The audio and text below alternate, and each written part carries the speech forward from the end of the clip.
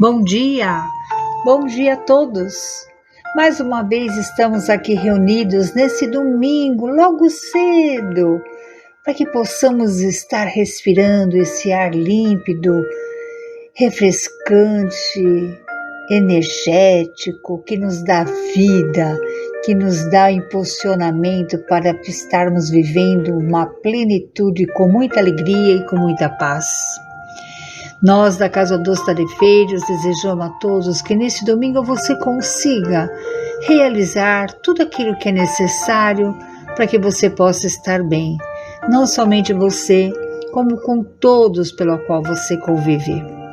A Casa dos Tarefeiros, como sempre, já está aberta, contando com a sua presença para que você possa estar se tratando, independentemente do motivo pelo qual você está vivendo, onde lá você vai encontrar palestras, passe, centros cirúrgicos, cromoterapia, desobsessão, apometria, tratamento das crianças, da prosperidade e do desamarra.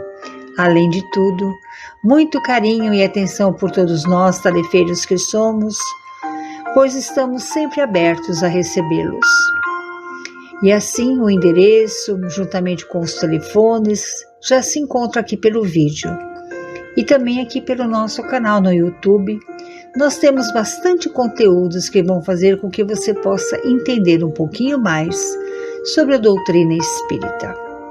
Eu sou a Ana Cristina Cabreira Julião e venho lhe convidar para que possamos juntos realizar o nosso evangelho diário ou semanal, como você preferir, independentemente do dia e horário que você possa estar escutando, que nós possamos nesse instante de muita força, de muita paz e tranquilidade ter a certeza de que não estamos sozinhos, pois já estamos convidando aos nossos mentores e amigos espirituais, fraternidades do bem e do amor que vão adentrando no nosso cantinho especial, trazendo para nós uns fluidos muito salutares que vão assim afastando toda a negatividade do nosso ambiente, tirando projeções, formas de pensamento, a doença, retirando os pensamentos repetitivos de tristeza, de amargura,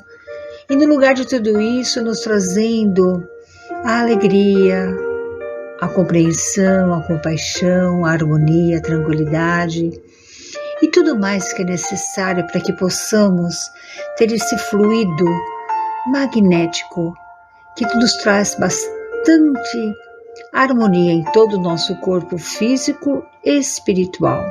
E assim nós vamos dando por aberto mais este evangelho no dia de hoje. E através do livro dos Espíritos, no livro 1, no capítulo 4, vamos falar um pouquinho e vamos ver se nós conseguimos entender também o que seria o princípio vital. O fluido vital ou o princípio vital é um subproduto do fluido cósmico, existente em todos os seres vivos. O princípio vital é o princípio da vida material e orgânica, comum a todos os seres vivos, desde as plantas até o homem. É o agente que dá vida à matéria. Os seres orgânicos são o que tem em si uma fonte de atividade íntima que lhe dá a vida. Nascem, crescem, reproduzem-se por si mesmos e morrem. São providos de órgãos especiais para a execução dos diferentes atos da vida. Órgãos esses apropriados às necessidades que a conservação própria lhe impõe. Nesta classe estão compreendidos os homens, os animais e as plantas. Já os seres inorgânicos são todos os que carecem de vitalidade, de movimentos próprios e que se formam apenas pela agregação da matéria. Tais são os minerais, a água, o ar. A lei da atração é a mesma para os corpos orgânicos e inorgânicos. Mas a diferença é que nos primeiros está analisada pela união com o princípio vital, sendo a vida um efeito produzido pela ação deste fluido sobre a matéria. E os espíritos superiores nos dizem que este agente, sem a matéria, não é vida, da mesma forma que a matéria não pode viver sem este agente. Ele dá a vida a todos os seres que a observam e assimilam. É um dos elementos necessários à constituição do universo, mas ele mesmo tem sua fonte na matéria universal modificada.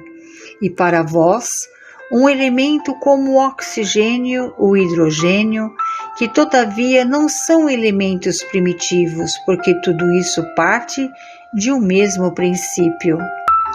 Podemos assim entender, no caso, que quando aqui estamos encarnados, recebemos a permissão para continuar na Terra por mais alguns anos, para podermos estar aprendendo moralmente, espiritualmente as coisas de Deus.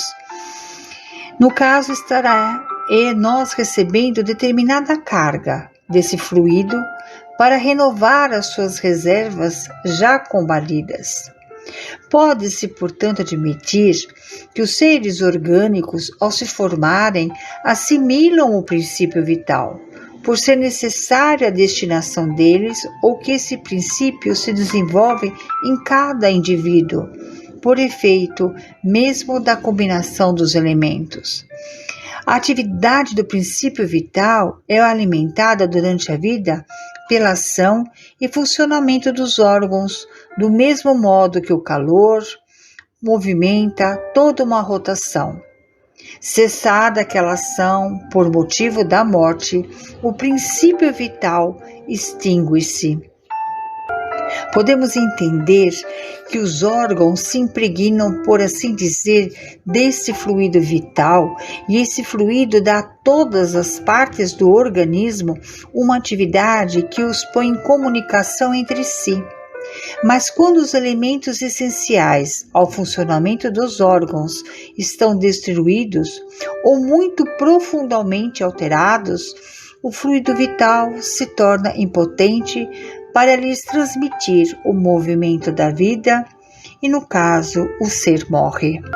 Lembrando sempre que a quantidade de fluido vital não é absoluta em todos os seres orgânicos, varia segundo as espécies e não é constante, quer em cada indivíduo, quer nos indivíduos de uma espécie. Alguns se acham, por assim dizer, saturados desse fluido, enquanto que outros possuem-no em quantidades apenas suficientes. Eis a razão pela qual alguns têm uma vida mais ativa, mais tenaz e, de certa forma, superabundante.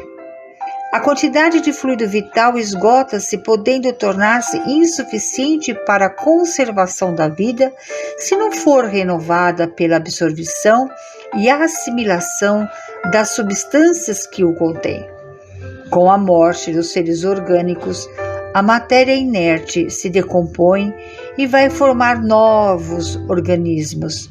O princípio vital volta à massa da onde saiu, pois somente o produzimos quando estamos encarnados. E procurando um pouquinho mais sobre o fluido vital através de Kardec, ele nos fala que o morto, o ser orgânico, os elementos que o compõem sofrem novas combinações de que resultam novos seres, as quais, na fonte universal, o princípio da vida e da atividade, o absorvem e assimilam para novamente a reestruturarem a esta fonte quando deixarem de existir. Mais ou menos necessariamente, os órgãos reagem uns sobre os outros, resultando esta ação recíproca da harmonia do conjunto por eles formado. Destruída que seja por uma causa qualquer, esta harmonia, o funcionamento dele cessa, como o movimento da máquina cujas peças principais se desarrojem. É o que se verifica, por exemplo, com um relógio gasto pelo uso, ou que sofreu um choque por acidente, na qual a força matriz fica impotente para pô-lo de novo a andar. Portanto, o fluido vital físico é a energia que edifica e coordena as moléculas físicas, ajustando-as de modo a comparem as formas em todos os reinos: o mineral, o vegetal, o animal e o hominal. Sem o fluido vital, não haveria coesão molecular, pois é ele que congrega todas as células independentes e as interliga em íntima relação. O princípio vital é como um combustível para o nosso corpo. Se vivermos corretamente, respeitando as leis divinas e os limites do corpo, a vida física seguirá seu curso normal. Se forçarmos os limites do nosso corpo físico, aumentará o seu desgaste e, embora com bastante princípio vital, não terá condições de seguir a vida física. Se desrespeitarmos as leis divinas, poderá ocorrer um acidente onde o corpo, embora com bastante princípio vital, também não terá condições de seguir a vida física. E para que podemos entender um pouquinho mais o fluido vital que nos faz ser diferentes das plantas, dos animais, temos a inteligência. Como na pergunta 71, que Kardec pergunta: a inteligência é um atributo do princípio vital?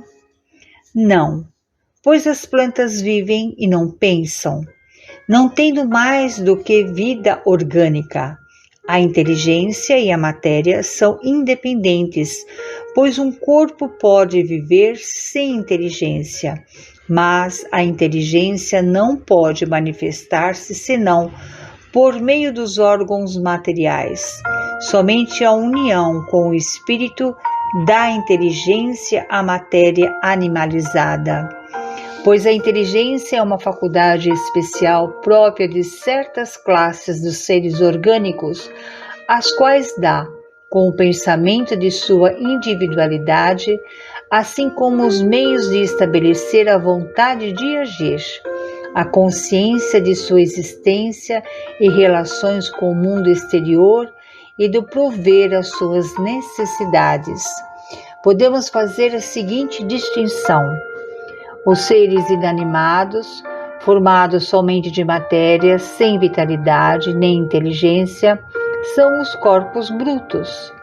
Os seres animados, não pensantes, formados de matéria e totalidade e dotados de vitalidade, mas desprovidos de inteligência.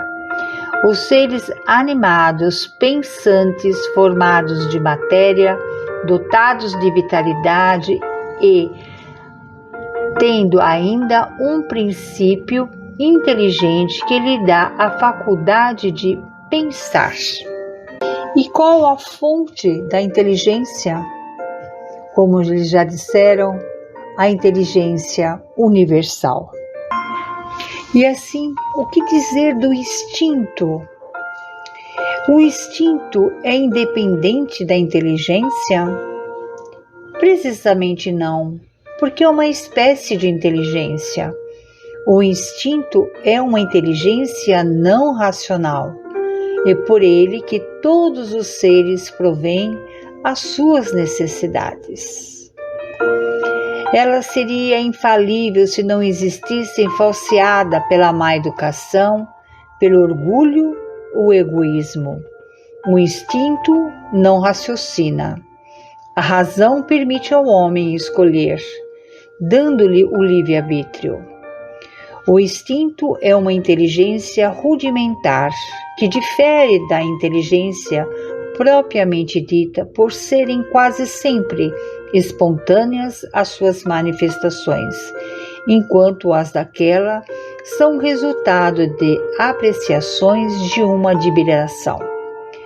O instinto varia em suas manifestações segundo as espécies e suas necessidades. Nos seres dotados de consciência e de percepção das coisas exteriores, ele se alia à inteligência, o que quer dizer à vontade e à liberdade. E assim, fazendo um pequeno resumo sobre o livro primeiro do Livro dos Espíritos, entendemos que somos filhos de um Criador único, supremo, que pelo qual nos deu todo o alicerce necessário para a nossa grande evolução, que pela qual, por sua vontade, ele criou diversas orbes e, de acordo com o amadurecimento, vamos dizer assim, para o nosso aprendizado, estamos vivendo em várias orbes de acordo com a necessidade do momento, mas que hoje estamos aqui no planeta Terra. Lembrando sempre que há orbes com espíritos muito mais evoluídos, assim como tem orbes com espíritos um pouco menos evoluídos, e assim como há espíritos que ainda estão por vir, que estão ainda sendo criados pela vontade de Deus. E estando aqui no nosso grande planeta Terra, precisamos, nós espíritos, ter um corpo físico, esta matéria.